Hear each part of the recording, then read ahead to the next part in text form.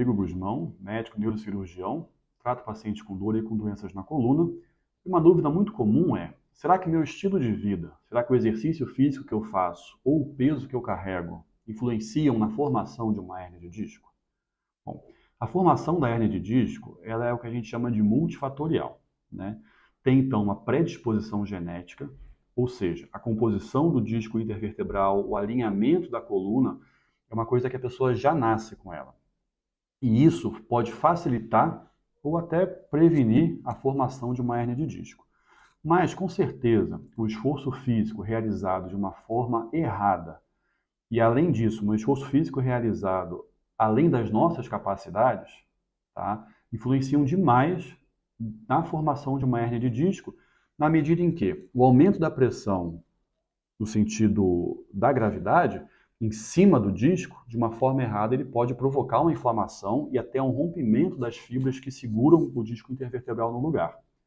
Significa que eu não posso levantar peso? Não, não é isso.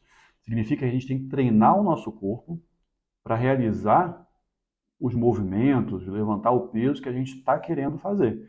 Então não adianta eu não ter nenhum treinamento, né, ser um sedentário ao longo da vida e querer trabalhar, por exemplo, carregando saco de arroz de 50 quilos. Meu corpo não está preparado para aquela função.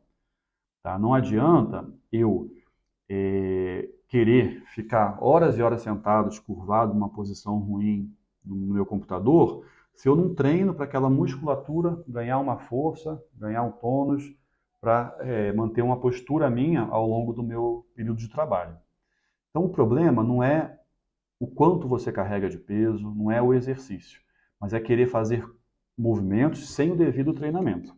E um outro fator de risco muito importante para a formação de hérnia de disco é o cigarro. O cigarro ele provoca um afrouxamento da fibra de colágeno, tanto que a gente vê que quem fuma tem a pele um pouquinho mais envelhecida, tem maior risco de hérnia inguinal, por exemplo, hérnia abdominal, mas também provoca, aumenta o risco de hérnia de disco. Tá? Então, se você fuma, além de todos os problemas como câncer de pulmão, doenças cardiovasculares, é bom parar de fumar também para evitar doença no disco intervertebrais.